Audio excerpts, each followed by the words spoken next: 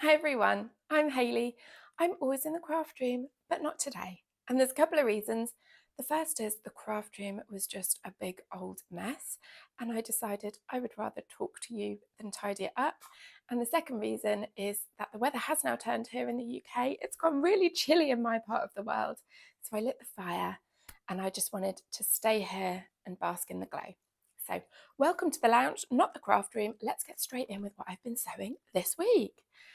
And I'm afraid it's been one of those weeks where everything I touch just goes wrong. Do you ever have those? Every so often, a project will go right from start to finish, and I'm always amazed and I love it. That was not this week. So, I'm still working on this t shirt. It is a panel print cotton jersey, and it all started going wrong the second I cut it out, to be honest. So, I wanted the flowers to start at the hemline, and at the end of the pattern repeat, it just goes straight back to navy blue. So to get the hem where I wanted it, I took a t-shirt I had where I liked the hem length, marked it on the paper pattern piece, lined that mark up with the edge of the print, and then I got my big fat old scissors and started snipping right along the edge of the flowers without leaving a hem allowance. I mean, what a basic error. Oh, thank goodness this was a really, really wide fabric. And even disregarding the piece that I'd cut into, I managed to refold it twice on the fold to cut a front and a back out with a hem allowance. Phew! I had already done that when I spoke to you last week, and I had hemmed everything. So I cut it all out and hemmed it first because we know exactly where the hem's going, and that was as far as I got when last I talked to you. And then I said at the end of that video, all I've got to do now is the shoulders, the neckband, and put the sleeves in with the side seams up, and we're done. But nothing's ever that simple with me, is it? So, the first thing I went to do was sew a shoulder seam. And I don't know about you, but on my overlocker, it has a mark for a 5/8 of an inch or a 1.5 centimetre seam allowance, but there's no mark for 3/8 of an inch, 1 centimetre. And I think it's because there's actually a little gap there, isn't there, where the blade goes. So there's nowhere actually physically on the machine to mark it. But I thought, do things properly. We want an accurate seam allowance. So I got my chalk marker out and I actually drew a 1 centimetre seam allowance on the pinned piece so that I could very accurately stitch along that line. Did I stitch along that line? No, I didn't. I chopped along that line. I put it into the overlocker and I just chopped off the entire seam allowance.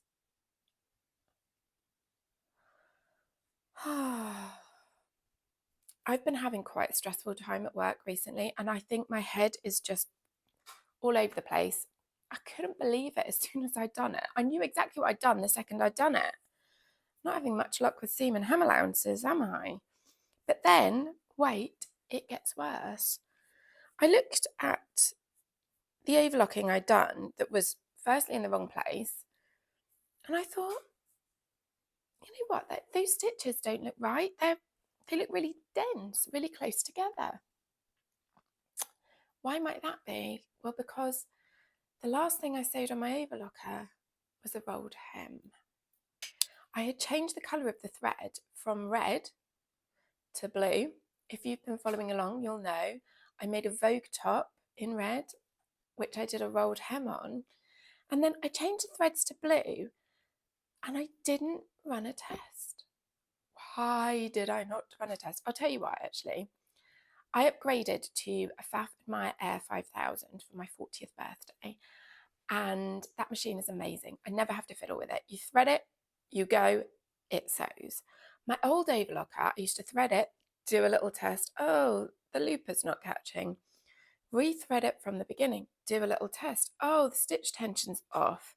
Oh, rethread it, do a little test. Not so with the Pfaff. You thread it, it sews. So I've just got out of the habit of doing a test. So then I've sewn a seam at the shoulder in the wrong place. Well, there's nothing we can do about that because I've chopped the seam allowance off. So we're just going to have to do the same on the other side and hoik the whole thing up 6 mil front and back. But now I've got this rolled hem inside that's like a really thick satin stitch. I do often have to unpick overlocking because, you know, it's me. And I use a Jolie technique, which is actually really good. If you ever need to unpick overlocking, what you do is, I'm sure you will probably know this, but I did not know this until I saw that, so I'm going to tell you. Isolate the 2 needle threads and pull them out. From the end, pull out the 2 needle threads all the way, and then the whole thing just undoes like a zip. You just pull it and all of the looper threads come off. It's amazing. But you can't do it on a rolled hem because the stitching in the fabric has rolled over and like enclosed the needle threads. Yeah. And I was thinking about it and I was like, why would you ever need to unpick a rolled hem? You wouldn't, because if you've done it and you've decided it's too long, you're just gonna put it through the machine again and chop that bit off and do a new hem further up and just chop it. If you've done it and you're like, oh, it's too short, well, there's nothing you can do about that, is there? So there's really no reason to unpick a rolled hem unless you're an idiot who sewed a rolled hem as a shoulder seam.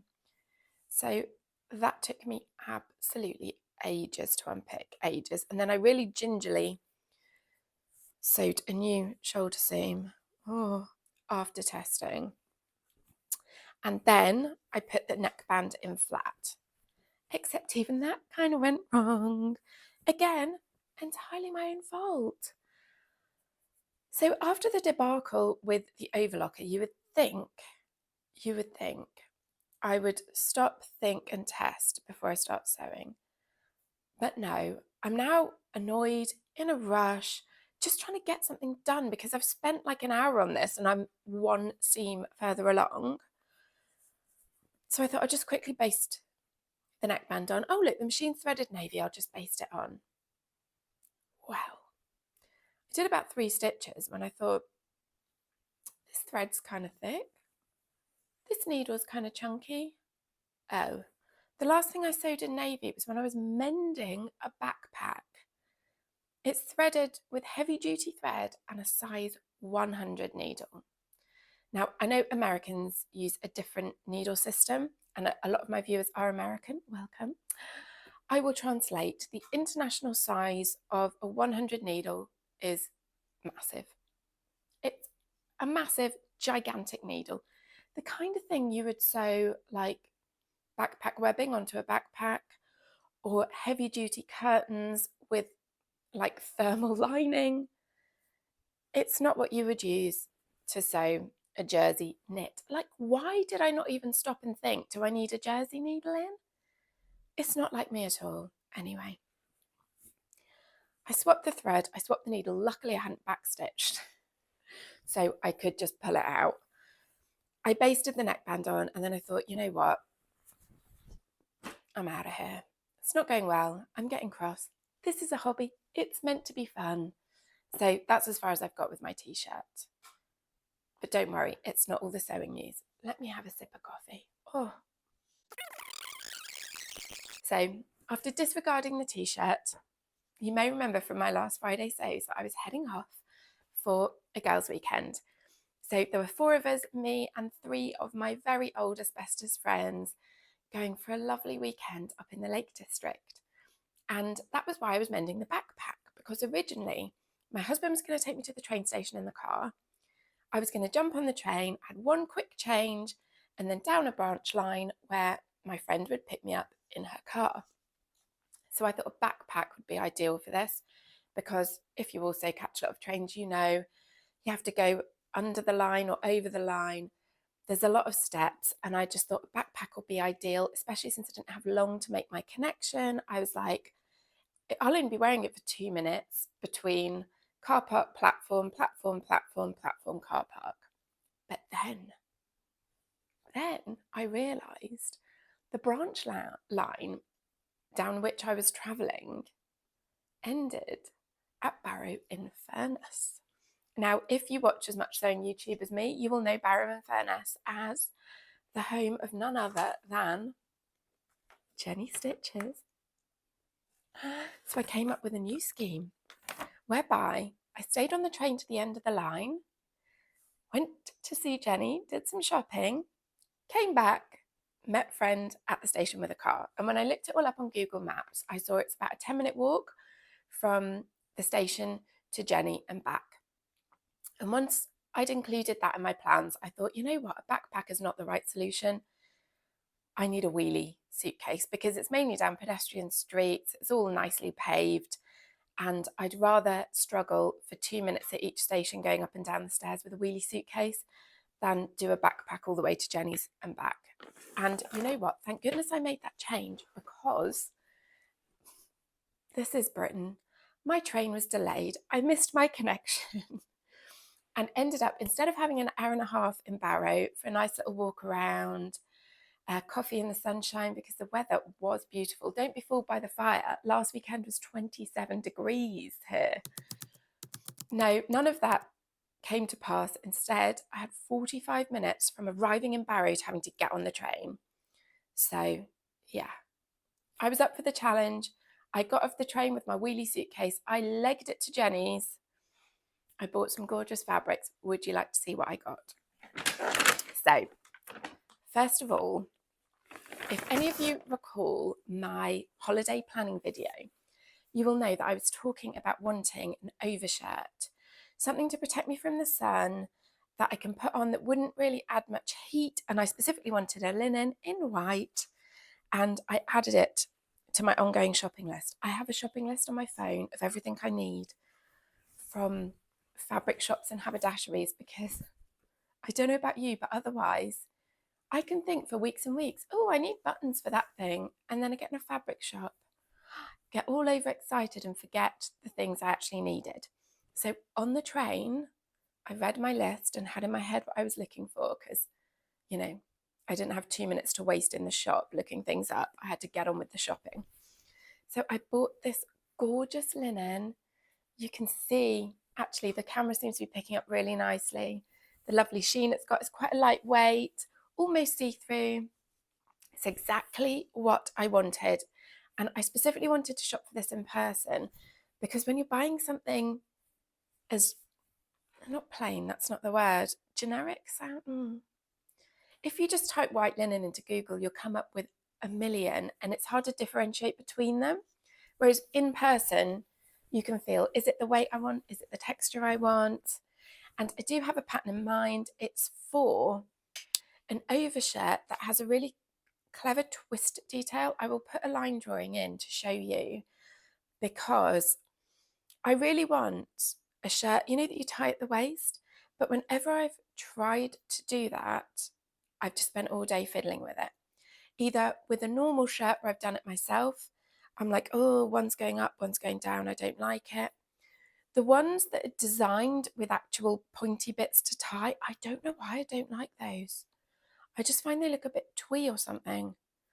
So I think this could be the perfect solution, where it's doing the thing I want, where it sits quite close to the body, so it's not flapping around, but also I won't get distracted by the fact it is a tie. And also, when I'm taking it on and off, which I'm sure I will do, I won't have to retie the tie each time.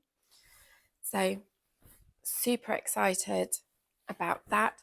Obviously, that is for next summer. I'll get it pre-washed and put away, but I won't be working on that soon. But I've been looking for this fabric since I filmed that fabric plan video, which must have been in about May. So pleased to have got that. What else did I buy? Oh, so a zip. Again, it was on my list.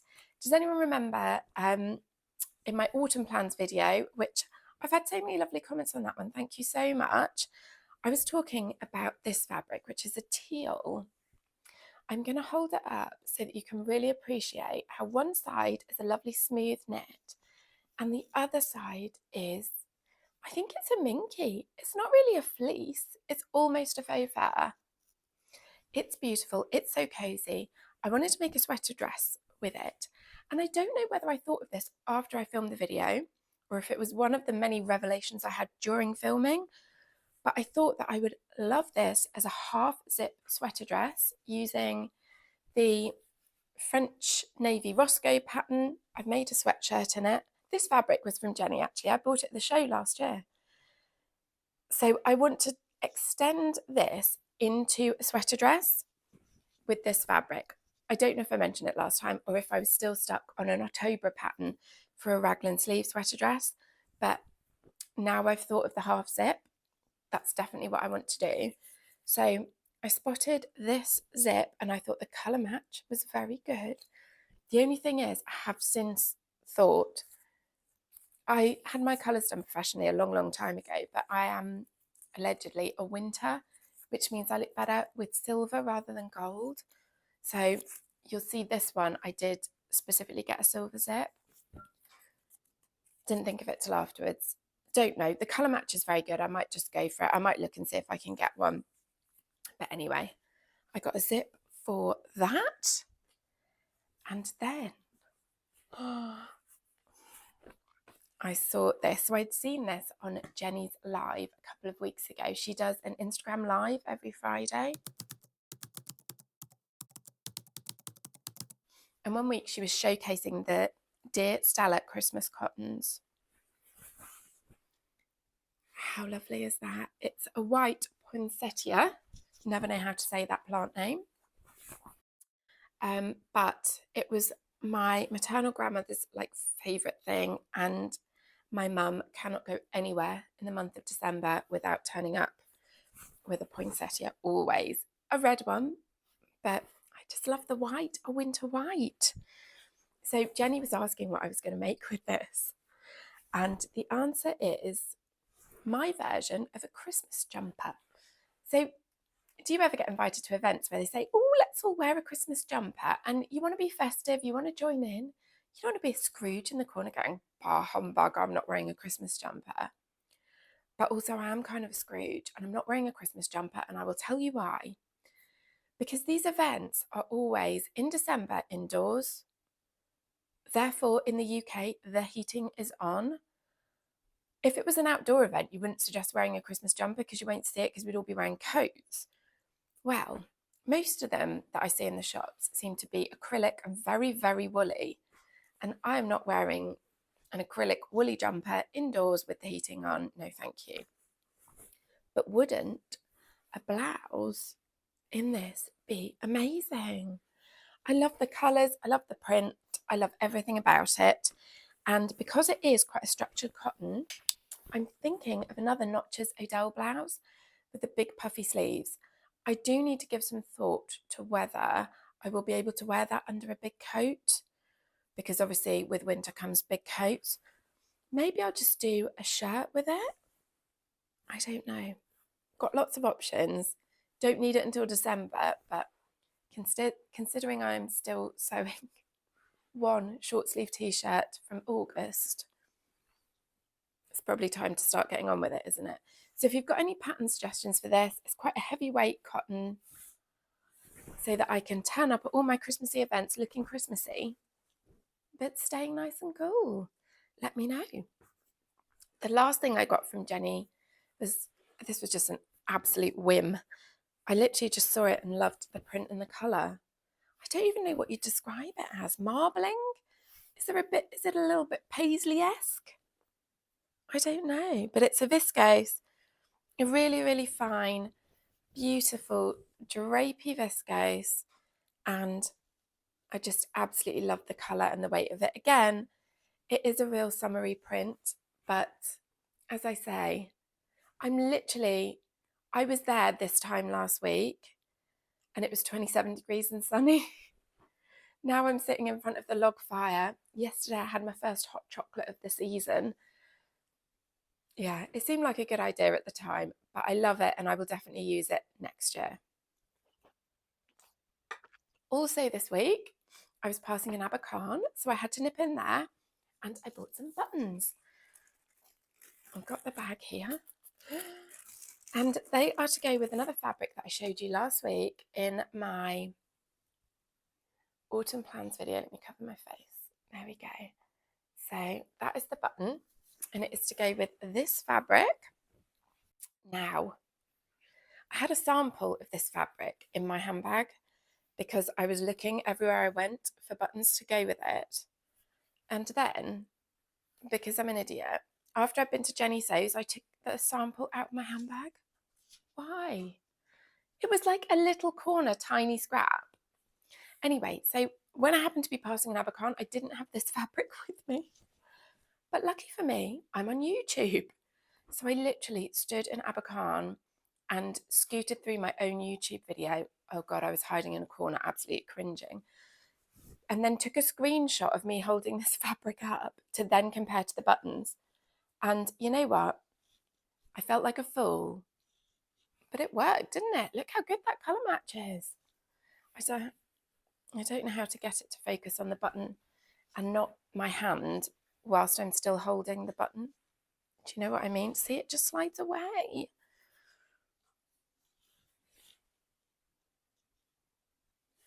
Trust me, it's a nice match. Maybe I'll insert a photo. Anyway, I'm so pleased with those, especially since I did it without having the fabric on hand. It was one of those where it was actually harder to choose because they had a few choices. You know how if there'd only been one, I'd be like, oh, well, that's that. But instead, they had this colour, which they called red, and then they had another colour called rust. And this to me is rust. So I was really wavering between this and the rust, but the rust was quite pinky. So I actually think this is the better choice for you. So that's what I bought there. So plans for the coming week is obviously tidy the craft room, finish this t-shirt. There have been a few days of quite nice weather where I've thought if this t-shirt was finished, I'd be wearing it. But it's not finished and it looks like it's not going to be finished in time for any nice weather. But I just want it done and in the wardrobe ready. And then I'm going to start on all of my autumn plans. I'm excited to start with the Anima pants because today, I don't think you can see, but I am wearing the old ready-to-wear joggers that need replacing. And yeah, they're terrible. So that's going to be my first thing. This is also probably going to move up the queue because I do also find, having had my little rant about Christmas jumpers, I'm quite often the coldest I get in October and in March when you haven't turned the heating on yet. So we've been lighting the fire in the evening, but we haven't got the heating on yet in the mornings. So come December, the heating will be on in the morning, making the house nice and warm to get up. We'll be lighting the fire in the evening. But for these next few weeks, I'm sure I'll be around people's houses or maybe helping out at school before the heating's actually gone on. And that is, I find, when it's often the coldest. So yeah, I'm sure I'll be getting lots of wear out of my lovely French Navy Roscoe. And I'm excited to get on with all of my autumn sewing plans. If you have stayed to the end, well done and thank you. I really appreciate all of the new subscribers that I've had recently and all of your wonderful comments. And you know what? You guys are so clever. Nearly every problem I mentioned in my autumn plans video, you guys have told me the solution. So thank you so much for all of that. I will keep you updated as I get sewing. Bye for now. We're starting again. This is terrible. Am I in the dark? And I can... No. Oh, what is wrong with me today?